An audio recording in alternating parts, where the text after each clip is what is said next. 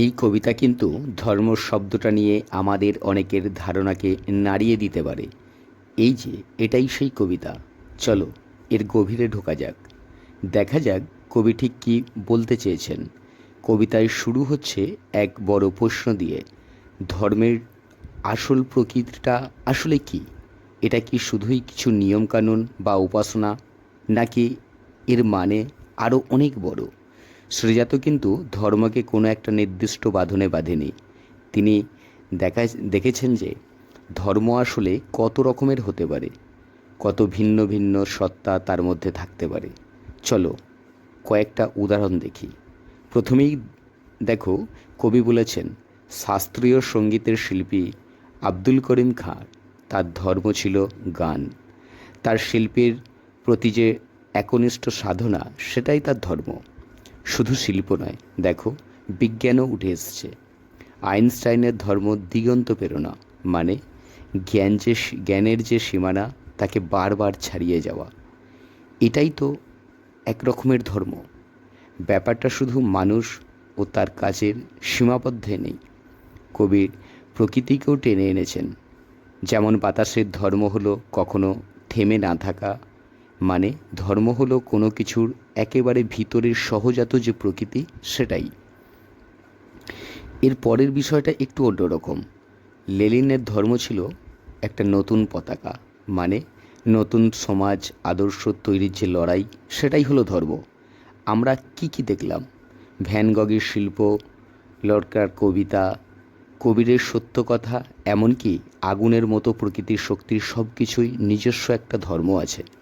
শিল্প, সাহিত্য, সত্য, প্রকৃতি সবই এখানে ধর্মের এক এক রূপ। এগুলো ভিন্ন ভিন্ন, একেবারে আলাদা আলাদা ধর্ম। প্রশ্ন হলো, এরা একসঙ্গে থাকে কি করে? এখানেই কবিতার গুরুত্বপূর্ণ অংশটি আছে। কবি লিখেছেন, এত এত কিছু একই গ্রন্থে থাকে।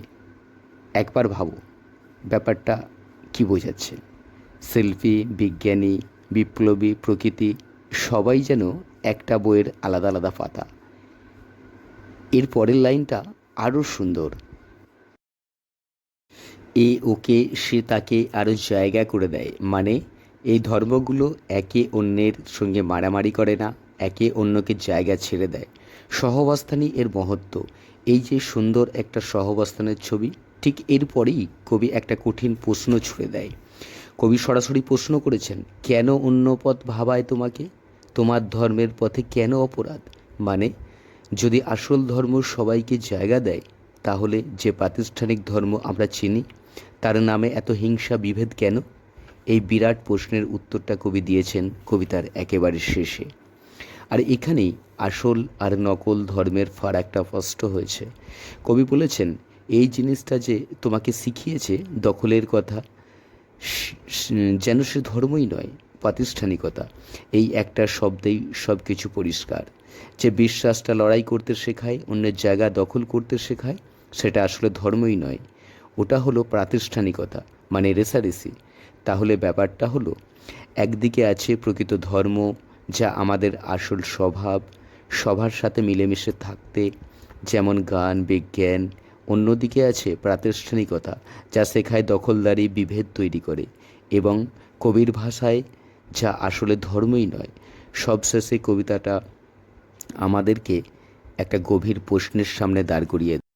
যদি প্রত্যেকের আসল ধর্ম তার নিজের মতো করে ফুটে ওঠা হয়, তাহলে সে শিল্প হোক বা জ্ঞান, সেটা যখন একটা প্রাতিষ্ঠানিক প্রতিযোগিতায় বেঁধে ফেলা হয়, তখন কি তার আসল সত্তাটা হারিয়ে যায়?